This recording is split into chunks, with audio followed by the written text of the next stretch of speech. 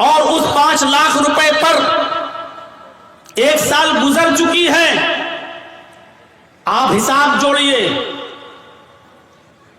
और हिसाब ऐसे जोड़िए कि जो सबसे कमतर निसाब का दर्जा है वो आपके पास पूरा हो रहा है कि नहीं हो रहा है। और सबसे कमतर निसाब का दर्जा यह है कि 52.5 तोला चांदी कितने रुपए में आ रही है। और अगर 500 रुपए तोले के हिसाब से अगर हम चांदी को जोड़ लेते हैं तो आप जोड़ लीजिए कि 52.5 तोले चांदी कितने रुपए में आ रही है। अगर इतना पैसा आपके पास है और उसको 1 साल गुजर चुकी है तो आप मेरे भाइयों ज़कात आप देंगे और आपसे 40वां हिस्सा उसका लिया जाएगा। यानी 40 रुपए में 1 रुपया, 100 रुपए में 2.5 रुपए के हिसाब से और बहुत आराम से 1 लाख रुपए में मेरे भाइयों 52.5 तोले चांदी आज के इस दौर में आ जाएगी। अगर किसी के पास 1 लाख 1.5 लाख रुपया है और उसको 1 साल गुजर चुकी है तो आपके ऊपर ज़कात फर्ज हो जाती है। गौर करो कि ये इस्लाम कितना बड़ा समाजवादी धर्म है जो आपको कह रहा कि आपको 2.5% आपको गरीबों को देना पड़ेगा, मिस्कीनों को देना पड़ेगा, फकीर को देना पड़ेगा। फकीर अल्लज़ी ला माल लहू, फकीर उसको कहते हैं कि जिसके पास कोई माल ही ना हो, कुछ भी नहीं है उसके पास, आप उसको दीजिए। और मिस्कीन उसको कहते हैं कि जिसके पास माल तो है और वो कमाने का जरिया भी है लेकिन उसके पास इतना माल नहीं है कि वो अपना और अपने बीवी बच्चों का पूरा खर्चा, और उसके इतनी कमाई नहीं होती है कि जिसमें उसका और उसकी बीवी का खर्चा पूरा और बच्चों का खर्चा चल सके। तो ऐसे आदमी को भी आपको अपनी ज़कात में से देना पड़ेगा। फकीर और मिस्कीन की तारीफ आप सुन लीजिए। फकीर की तारीफ क्या है? अल्लज़ी ला माल लहू, जिसके पास माल ही ना हो, आप ज़कात उसको देंगे। और ज़कात उसको देंगे जो मिस्कीन हो। मिस्कीन उसको कहते हैं कि जिसके पास माल तो है, कमाने का जरिया भी है, उसके पास रिक्शा वगैरह भी है, कोई कमाने का जरिया भी है, लेकिन इतना नहीं है, इतनी कमाई और इतनी इनकम उससे नहीं होती है कि वो अपना और अपने बीवी बच्चों का पेट पाल सके और उनकी पढ़ाई लिखाई का इंतजाम कर सके। तो ये आदमी भी आपकी ज़कात का मुस्तहिक है और आप इसको ज़कात देंगे। और जब तक ज़कात नहीं देंगे आपकी नमाज आपके मुंह पे मार दी जाएगी, क्योंकि आप अल्लाह का हक तो अदा कर रहे हैं लेकिन बंदों का हक अदा नहीं कर रहे हैं। आप नमाज पढ़कर अल्लाह का हक अदा कर रहे हैं लेकिन उसने तुम्हें जो माल दिया उस माल में से आप गरीब को नहीं दे रहे। हर मुसलमान गौर करें और सुन लीजिए, अगर आपके पास 5 लाख रुपए है तो 2.5 लाख के हिसाब से जोड़ लीजिए, 12,500 रुपए आपके ऊपर ज़कात फर्ज हो गई। अब आप निकल रही है और ज़कात में आप माल ही देंगे। ये उलमा बैठे हैं, इनसे पूछ लीजिए, ज़कात में आप माल देंगे? आप ऐसा नहीं कर सकते हैं कि ज़कात का 10,000 रुपए का गल्ला लेकर आप गरीबों को बांट दें, 10,000 रुपए का गेहूं और चावल और कपड़ा लेके आप गरीबों को बांट दें। यह आपकी ज़कात अदा नहीं होगी। ज़कात में आप माल ही देंगे, क्योंकि अब आप उसको मालिक बनाएंगे अपने माल का और फिर वो अपनी जरूरत के मुताबिक खर्च करेगा। आप उसको गेहूं दे रहे हैं लेकिन उसको जरूरत है मेरे भाई अपने बेटे के इलाज के लिए। ये आप तय नहीं करेंगे कि आप गल्ला दें, चावल दें, गेहूं दें, क्या दें, ये वो तय करेगा। आप उसको पैसा दीजिए, आप उसको रकम दीजिए, ये वो तय करेगा कि उसको अपने पैसे को किस चीज में और किस ज़िम्न में खर्च करना है, ये वो तय करेगा। ज़कात किसी इंसान को अपने माल का मालिक बनाने का नाम है। आप अपना पैसा किसी गरीब को देकर उसको मालिक बना दीजिए, वो अपने हिसाब से उसको खर्च करेगा। अब आप कहेंगे मौलाना साहब अगर उसको चावल और गेहूं ना दे, वो शराब पी जाए तो? ये उसका ईमान जाने, ये उसका दिल जाने, वो आप अपने कर्ज से और फर्ज से आप अदा हो जाएंगे। अगर वो ऐसा करता है तो आपको तो सवाब मिलेगा लेकिन वो गुनाहगार होगा।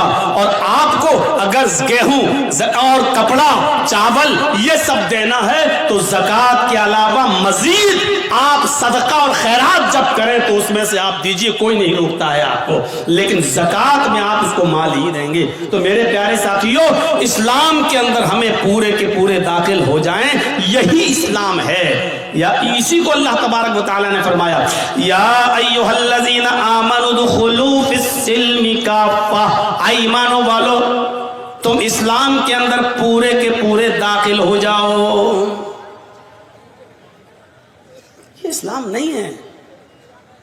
हम दूसरों को तकलीफ दें, हम दूसरों को परेशान करें, हम दूसरों के लिए मुसीबत बन जाएं। जानते हो तज़किरतुल हुफ़ाज़ में अल्लामा शमशुद्दीन ज़हबी रहमतुल्लाह अलैह ने एक वाक़या नकल किया है। ज़रा उस वाक़े की तरफ हम आपकी रहनुमाई करते हैं तो आपको पता चलेगा कि वाक़या क्या है। दो सहाबा की दुकानें एक साथ थी, दो सहाबियों की दुकानें एक ही साथ थी।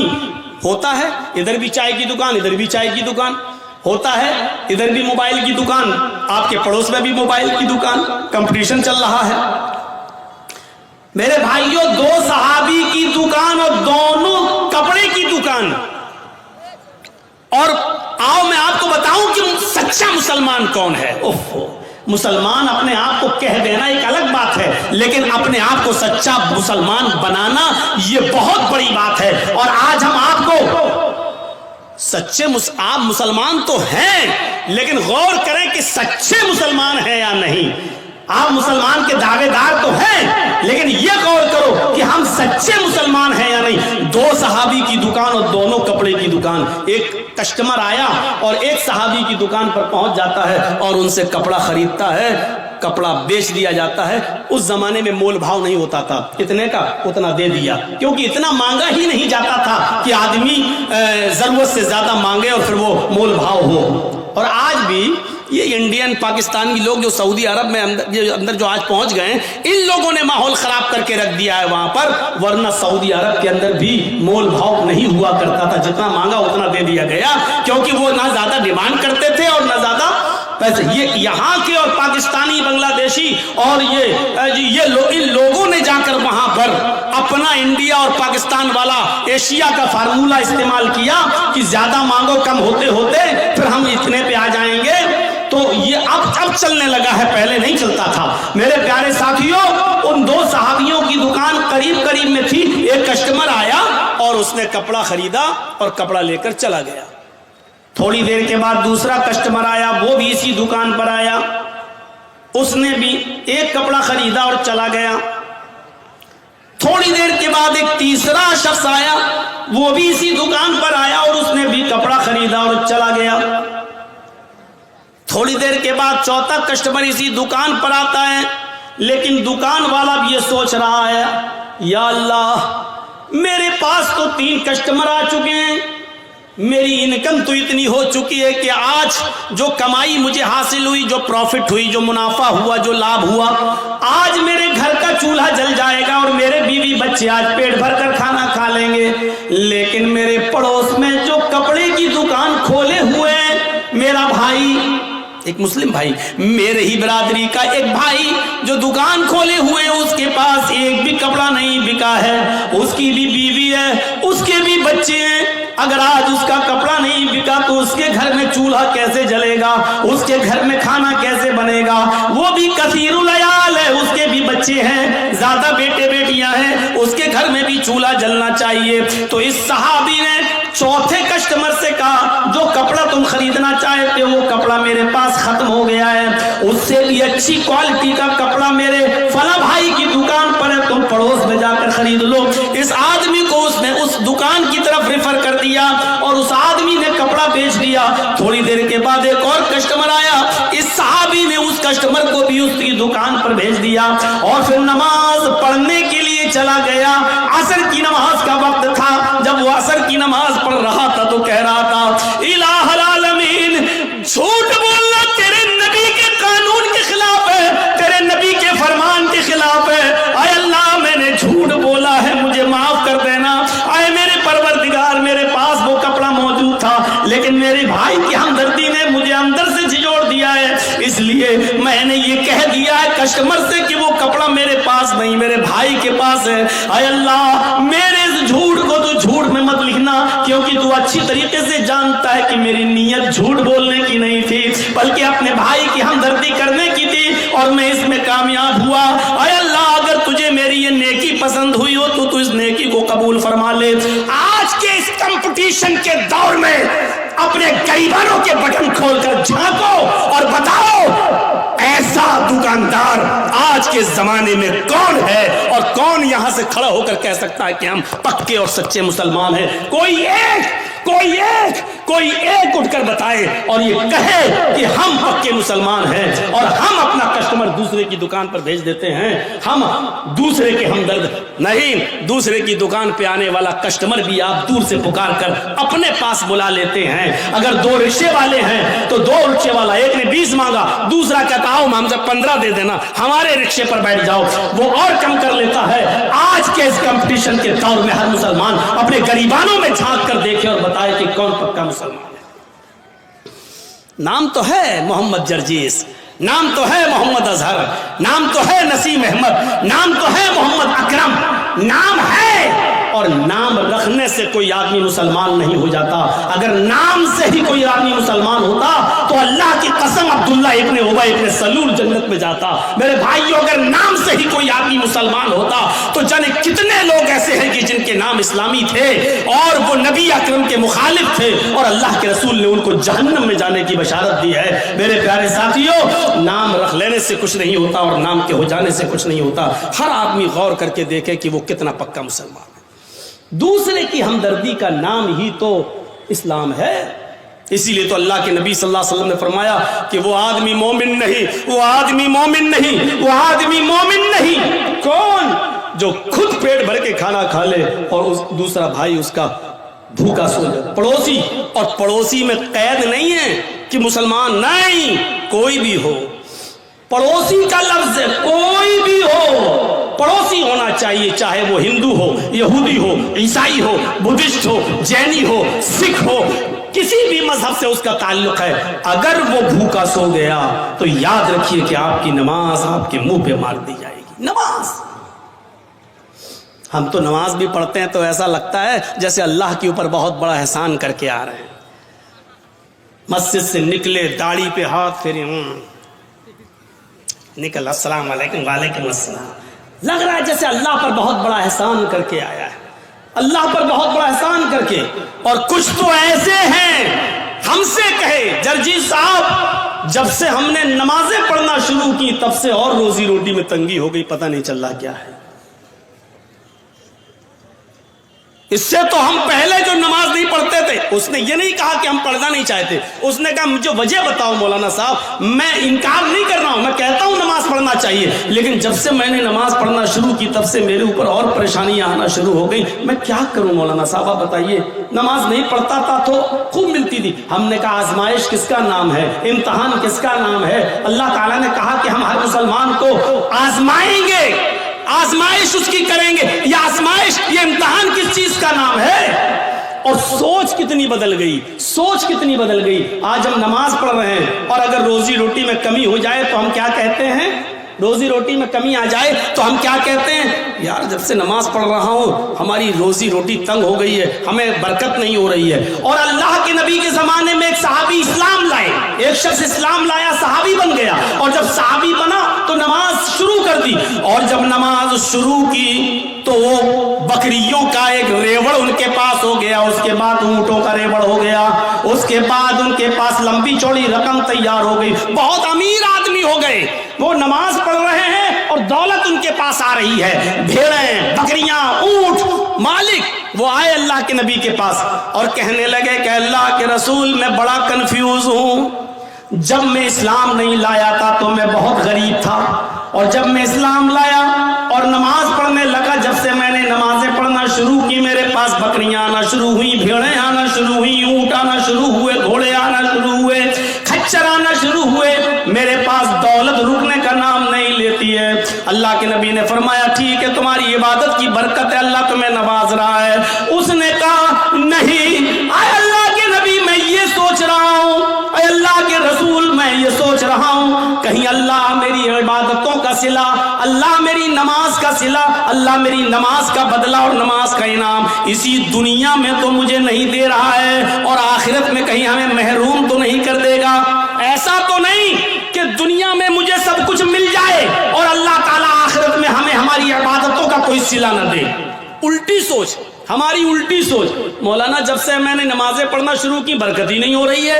اور وہ کیا کہہ رہے ہیں، اے اللہ کے رسول جب سے میں نے نمازیں پڑھی دولت رکی نہیں رہی. کہیں اللہ ہمیں اسی دنیا میں تو نہیں دے رہا ہے اور آخرت میں کہیں محروم تو نہیں کر دے گا؟ سوچ بدلو اپنی سوچ. وَلَنَبْلُوَنَّكُمْ بِشَيْءٍ مِّنَ الْخَوْفِ وَالْجُوعِ وَنَقْصٍ مِّنَ الْأَمْوَالِ وَالْأَنفُسِ وَالثَّمَرَاتِ وَبَشِّرِ الصَّابِرِينَ. اللہ کہتا ہم تمہیں آزمائیں گے.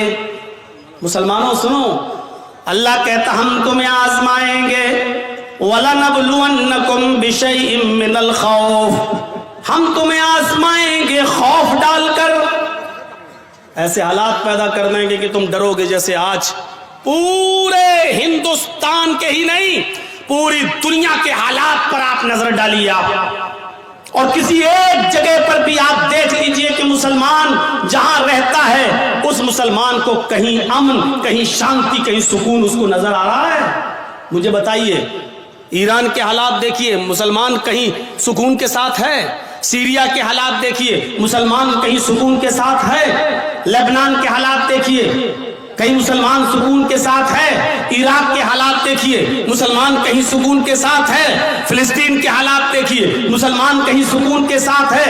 اردن کے حالات دیکھیے، مسلمان کہیں سکون کے ساتھ ہے. مجھے دنیا کا کوئی ایسا چپا بتائیے جہاں مسلمان رہتا ہے اور وہاں سکون کے ساتھ ہو.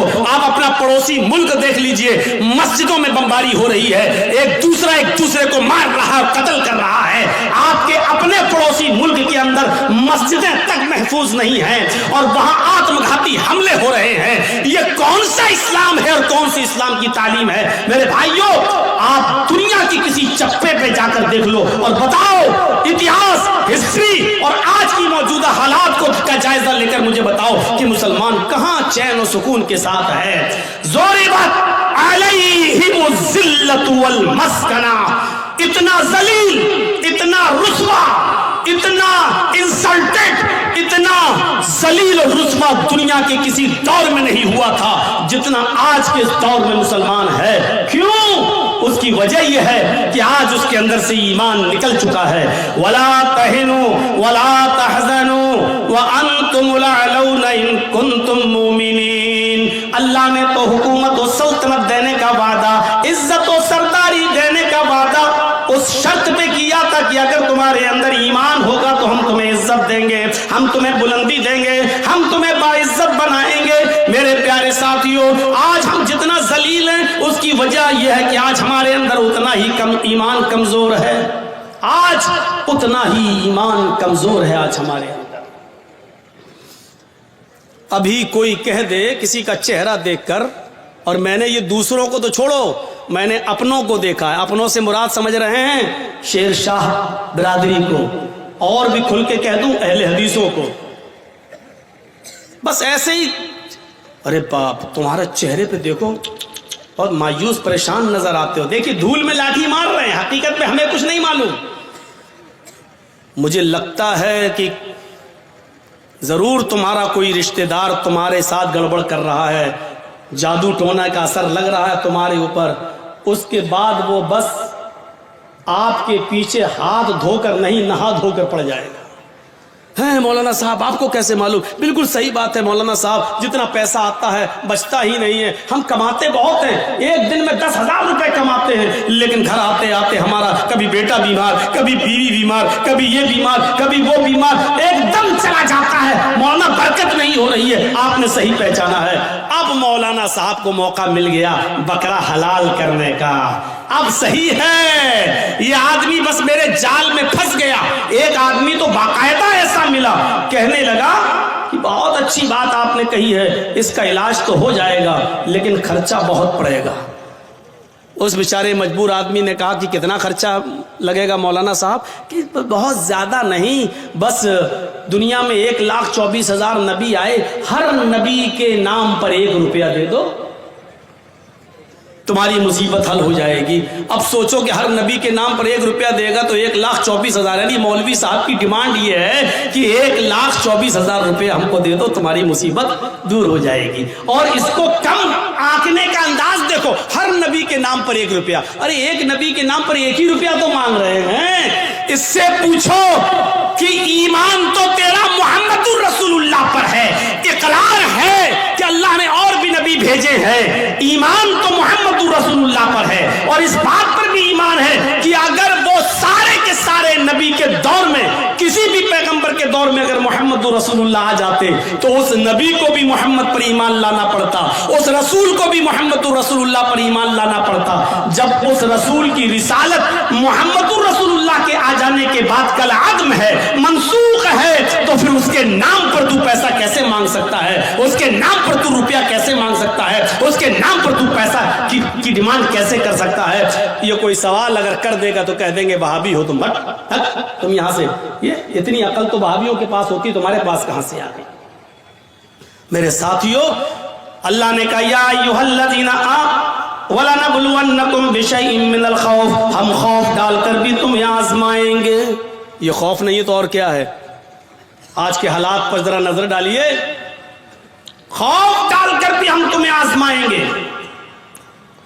وَالْجُوعُ، ایسے حالات پیدا کر دیں گے کہ تم بھوکے رہنے پر مجبور ہو جاؤ گے، کاروبار فیل، صبح کھا لیا تو شام کو بھوکے، شام کو کھا لیا تو صبح بھوکے، بھوک سے تم تڑپنے لگو گے، ہم تمہیں بھوکا رکھ کر بھی آزمائیں گے۔ وَنَقْصٍ مِّنَ الْأَمْوَالِ، تمہارے مالوں میں نقصان کر کے بھی ہم تمہیں آزمائیں گے۔ وَالْأَنفُسِ، تمہاری جانیں لے کر بھی ہم تمہیں آزمائیں گے۔ دیکھیے کیسی کیٹاگری بیان کی اللہ نے، خوف ڈال کر بھی آزمائیں گے، بھوکا مار کر، بھوکا رکھ کر بھی آزمائیں گے، تمہارے مالوں میں نقصان پہنچا کر بھی تمہیں آزمائیں گے، تمہاری جانیں لے کر بھی آزمائیں گے۔ والثمرات، تمہارے پھل فروٹ، کھیتیاں باڑیاں، کھیت اور سبزیاں برباد کر کے بھی ہم تمہیں آزمائیں گے، یعنی تمہارے کھیتوں میں نقصان کر کے جس کی تم پیداوار کرتے ہو، مکئی، چاول، دھان، بھٹا، جن چیزوں کو تم زمین میں اگاتے ہو، زمین سے پیدا کرتے ہو، پھل فروٹ سبزی کی شکل میں، اناج کی شکل میں، ہم اس کو بھی برباد کر کے ہم تمہیں آزمائیں گے۔ ان تمام شکلوں میں ہم تمہارا ایگزام لیں گے، ہم تمہارا امتحان لیں گے۔ وَبَشِّرِ الصَّابِرِينَ، اے محمد صلی اللہ علیہ وسلم، میرے جو بندے ان تمام چیزوں میں صبر کر لیں اور اللہ کے علاوہ کسی اور کا دامن نہ تھامیں، اللہ کے علاوہ کسی اور کا دامن نہ پکڑیں، اللہ کہتا ہے وَبَشِّرِ الصَّابِرِينَ، ایسے لوگوں کو جنت کی بشارت دے دو، ایسے لوگوں کو جنت کی خوشخبری سنا دو، ان لوگوں کے لیے جنت ہے۔ ہم مسلمان بنے پھر رہے ہیں، خوف برداشت نہیں کر سکتے ہیں، مالوں میں نقصان ہو جائے تو اللہ کو دوش کرنے لگتے، میں نے کیا بگاڑا ہے۔ کافروں کو ملے حور و قصور اور مسلمان کو فقط وعدے حور۔ دنیا میں ساری نعمتیں بے نمازیوں، بے روزگاروں کے پاس موجود ہیں اور ہمیں کچھ نہیں مل رہا ہے، ہم عبادت کر رہے ہیں تو اور زیادہ پریشانی، آپ اللہ سے شکایتیں کرنے لگتے ہیں۔ میرے بھائیوں، یہ سب سے بڑی جہالت ہے ہماری، یہ سب سے بڑی جہالت ہے ہماری۔ ہمیں پکا اور سچا مسلمان بننا ہے، ہمیں یہ دیکھنا ہے کہ ہم اللہ کی عبادت کے ساتھ ساتھ اس کی مخلوق کا کتنا حق ادا کر رہے ہیں۔ ارے تم تو انسانوں کی بات کرتے ہو اور جرچیز تم تو پڑوسیوں کی بات کرتے ہو۔ اسلام تو یہ کہتا ہے کہ کسی بھی کبوتر کو، کسی بھی مرغی کو، کسی بھی جانور کو باندھ کر اس پر نشانہ نہ لگاؤ۔ کتنے لوگ ایسے ہیں جو جانوروں پر نشانہ لگاتے ہیں، کتنے لوگ ایسے ہیں مستقبل قریب کے اندر، ماضی قریب کے اندر ایسے بہت سے لوگوں کو تو میں نے اپنی آنکھوں سے دیکھا ہے جو جانوروں کو لڑایا کرتے تھے۔ دیسی مرغے، مرغ کی لڑائی ہوا کرتی تھی، ان میں ناخن ان کے بڑے بڑے کر دیے جاتے تھے اور مرغ آپس میں لڑاتے ہیں، جب تک وہ خون کھچر نہ ہو جائے اور ایک مرغا جب تک بھاگ نہ جائے تب تک ہار جیت کا فیصلہ نہیں ہوتا۔ پتہ نہیں اب یہ ہوتا ہے کہ نہیں ہوتا ہے۔ ہمارے اتر پردیش میں یہ جہالت آج بھی چلتی ہے مجھے نہیں معلوم کہ آپ کے بہار و بنگال میں کیا کنڈیشن ہے۔ میرے پیارے ساتھیوں، اسلام اس لڑائی کو، جانوروں کی اور پرندوں کی اس لڑائی کو بھی حرام قرار دیتا ہے، اور مرغ کو لڑا کر زخمی کرنے والوں کو بھی مجرم قرار دیتا ہے۔ میرے پیارے ساتھیوں، اسلام تو وہ پیارا مذہب ہے کہ ایک عورت نے ایک بلی کو پکڑ لیا، اور بلی کو پکڑنے کے بعد باندھ دیا، اور 3 دن اس کو بھوکا اور پیاسا رکھا، یہاں تک کہ وہ مر گئی۔ نہ چھوڑتی تھی کہ وہ شکار کر کے اپنا غذا حاصل کر لے، اپنا رزق حاصل کر لے، نہ خود اس کو کھانا دیتی تھی۔ بلی بھوکی پیاسی مر گئی۔ وہ نمازی تھی، سنو، ہاں غور کرو حدیث کے الفاظ پر، وہ نمازی تھی، وہ روزے دار تھی، وہ اللہ کی عبادت بھی کیا کرتی تھی، اللہ کو مانا بھی کرتی تھی، لیکن اس نے اللہ کی ایک مخلوق بلی کو باندھ دیا، اس کو بھوکا رکھا اور پیاسا رکھا، اور اس بلی کو بھوک اور پیاس کی شدت سے مار ڈالا۔ لیکن جب یہ عورت مری تو اللہ تعالیٰ نے اس کی نمازوں کے بدلے اس کو جنت نہیں دی، اس کے روزوں کے بدلے اس کو جنت نہیں دی، اس کی زکات اور خیرات کے بدلے اس کو جنت نہیں دی۔ اللہ کے نبی فرماتے ہیں اللہ رب العالمین نے اس عورت کو جہنم کے اندر داخل کر دیا، اس لیے کہ اس نے بلی کو بھوکا اور پیاسا رکھا تھا اور مار دیا۔ نماز پڑھ لینے کا نام اسلام نہیں ہے، روزہ رکھ لینے کا نام اسلام نہیں ہے، عبادت ہے ٹھیک ہے، لیکن اسلام یہ ہے کہ تم اللہ کی مخلوق کے ساتھ بھی رحم کرو، اللہ کی مخلوق، اللہ کی سرشٹی کے ساتھ بھی تمہیں رحم کا برتاؤ کرنا ہے۔ یہ عورت بلی کو باندھ کے رکھی تھی، جب مری، بلی تو مر گئی بھوکی پیاسی، لیکن نماز اور روزہ رکھنے کے باوجود جنت کی مستحق نہیں ہوئی۔ اور بخاری پڑھیے، ایک عورت ایسی بھی تھی جو بدچلن تھی۔ اب بدچلن کا خلاصہ نہیں کروں گا، آپ سمجھ جائیے کہ بدچلن کس کو کہتے ہیں، بس دوسرے لفظوں میں کہہ دوں کہ وہ طوائف تھی، کیونکہ حدیث میں فاحشہ کا لفظ موجود ہے، یعنی جسم فروش تھی، پیسہ لیتی تھی اور اپنا جسم بیچتی تھی، بدچلن تھی، زانیہ تھی، بدکار عورت تھی۔ اس نے ایک جنگل میں ایک کتے کو دیکھا جو گیلی زمین کے پاس بیٹھ کر اپنی زبان سے گیلی زمین کو چاٹ رہا ہے، گویا کہ وہ پیاسا ہے اور اس گیلی زمین سے کچھ پانی لینا چاہتا ہے، لیکن گیلی زمین سے پانی نہیں مل رہا ہے۔ حدیث کے الفاظ ہیں، اس عورت کو اس کتے پر رحم آ گیا، اس نے اپنا موزہ اتارا، ایک روایت میں آتا ہے اس نے اپنی اوڑھنی، اپنا دوپٹہ اتارا، اس نے اس دوپٹے کو کنویں میں ڈالا۔ ایک حدیث میں آتا ہے کہ اس نے اپنا موزہ، چمڑے کا موزہ چلتا تھا، وہ چمڑے کا موزہ اتارا، اپنی اوڑھنی میں باندھا، اور اس اوڑھنی کو چمڑے کے موزے کے ساتھ جب کنویں میں ڈالا تو کنویں کا پانی اس موزے میں، اس چمڑے کے ساکس میں آ گیا، پورا موزہ اس نے پانی سے بھر لیا، اور وہ کتے کے پاس آئی اور اس نے پانی اس کتے کے منہ کے پاس الٹ دیا، کتے نے اپنی زبان سے چاٹ چاٹ کر وہ پانی پی لیا۔ اس وقت تک وہ اس کو پانی پلاتی رہی جب تک کہ وہ کتا پیاس کی شدت سے اس کی پیاس بجھ نہیں گئی، وہ سیراب نہ ہو گیا اور اپنے آپ دم ہلا کر جانے لگا۔ غور کرو اے مسلمانوں، یہ عورت بدچلن تھی، یہ عورت زانیہ تھی، یہ عورت جسم فروش تھی، اس نے نمازیں نہ پڑھی تھی، روزہ نہیں رکھا تھا، لیکن ایک کتے کو پانی پلایا، وہ رحمان اور رحیم کی رحمت ایسی جوش میں آئی، اس رب العالمین کی رحمت ایسی جوش میں آئی کہ جب یہ عورت مری تو اللہ کو اس کی یہ نیکی پسند آئی اور اللہ نے اس عورت کو جنت کے اندر داخل کر دیا۔ اسلام یہ بتاتا ہے کہ اللہ اپنا حق معاف کر سکتا ہے، لیکن مخلوق کا حق مارو گے تو اللہ معاف نہیں کرے گا۔ نمازوں میں سستی ہوگی، اللہ معاف کر سکتا ہے، روزے میں سستی ہوگی، اللہ معاف کر سکتا ہے، لیکن اگر آپ نے کسی کا حق مارا ہے تو اللہ معاف نہیں کرے گا جب تک کہ آپ کا وہ بھائی آپ کو معاف نہ کر دے۔ کتنے لوگ بیٹھے ہیں یہاں پر कितने यतीमों का हक मारे बैठे होंगे, कितना अपने भाइयों का हक मारे बैठे होंगे, और इन सब के हक नहीं भी मारे होंगे तो अपनी बेटियों का और अपनी बहनों का हक तो मारे ही होंगे। कितने लोग हैं जो ये कह के जाते हैं कि मेरे मरने के बाद मेरे बेटों के साथ साथ मेरी बेटी को भी हमारी विरासत में से कुरान और हदीस के मुताबिक हिस्सा दे देना। और कितने ऐसे लोग हैं कि बाप के मरने के बाद अपने बाप की विरासत में बेटों के साथ साथ वो अपनी बहनों को भी हक देते हैं। और कितने ऐसे भाई हैं वो मुझे बताए खड़े होकर कि जिन्होंने अपनी प्रॉपर्टी में से अपनी बहनों को भी हिस्सा दिया हो। हाजी साहब हैं, नमाज पढ़ने जा रहे हैं, लंबी दाढ़ी है, तहज्जुद की नमाज पढ़ रहे हैं, मर गए लेकिन अपनी प्रॉपर्टी में से अपनी बहन को हक देकर नहीं गए। अरे बाप की प्रॉपर्टी में से भी हक है और भाई की प्रॉपर्टी में से भी बहन का हक है। बहन को अल्लाह ताला ने लड़की को हर तरीके से हक दिया है।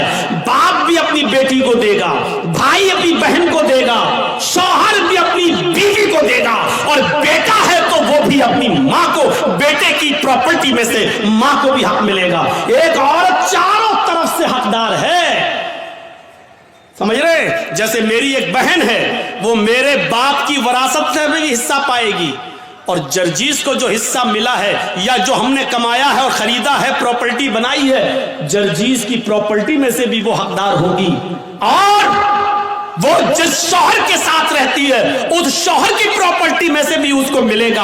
और उसका जो बेटा है, बेटा अगर जमींदार है और जायदाद का मालिक है या किसी हिस्से का हकदार है तो उसमें से भी उसकी माँ यानी मेरी बहन उसमें से भी हिस्सा पाएगी। गौर करो, इस्लाम ने औरत को इतनी बुलंदियों से नवाजा है।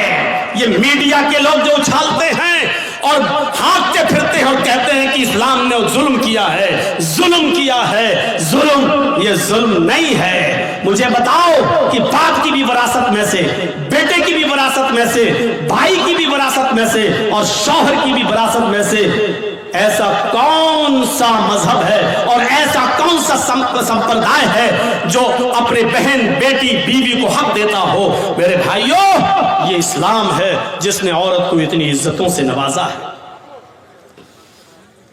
अगर माँ है तो कह दिया कि तेरे कदमों के नीचे तेरी औलाद के लिए जन्नत है।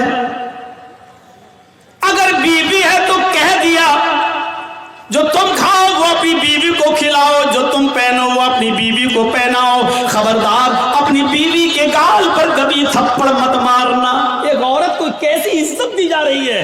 अगर वो किसी की बीवी है तो कहा जा रहा है खबरदार उसके गाल पर कभी थप्पड़ मत मारना।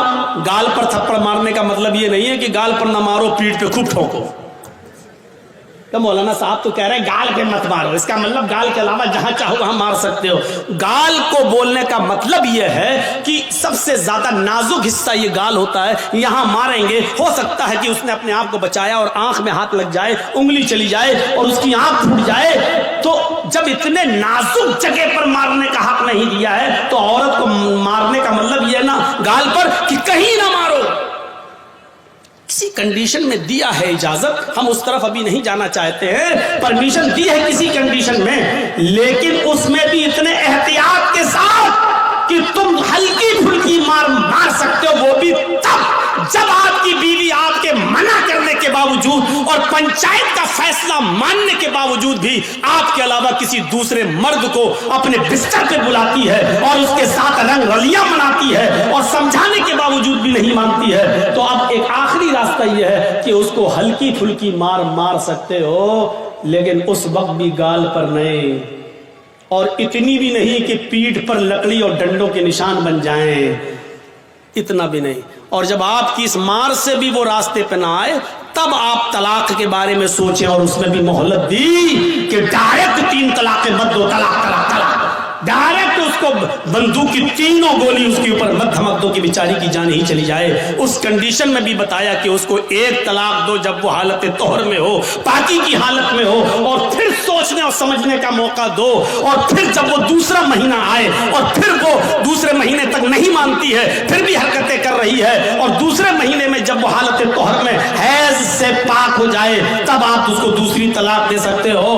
ताकि ये बहुत लंबा एक अरसा हो, यानी इतना मौका दिया है कि एक कमजोर दिल की औरत डर जाएगी नहीं। اتنا اب تو آخری رہ گئی ہے، تیسرے مہینے میں جہاں تیسری طلاق دی ہم ہمیشہ کے لیے حرام ہو جائیں گے، میرے بچوں کا کیا ہوگا، یہ سوچنے اور سمجھنے کا پورا موقع دیا ہے۔ اس سے پہلے اگر وہ مان جاتی ہے تو آپ بھی مان جاؤ اور اس کو اپنی بیوی کی شکل میں قبول کر لو، سویکار کر لو۔ میرے بھائیوں، بہت سنجیدہ مذہب ہے اسلام۔ اسلام کے اندر پورے کے پورے داخل ہونے کا مطلب یہ ہے کہ اس نے جن کاموں کے کرنے کا حکم دیا ان کاموں کو کرو، اور جن کاموں سے روکنے کا حکم دیا ان سے رک جاؤ، یہی ہے اسلام۔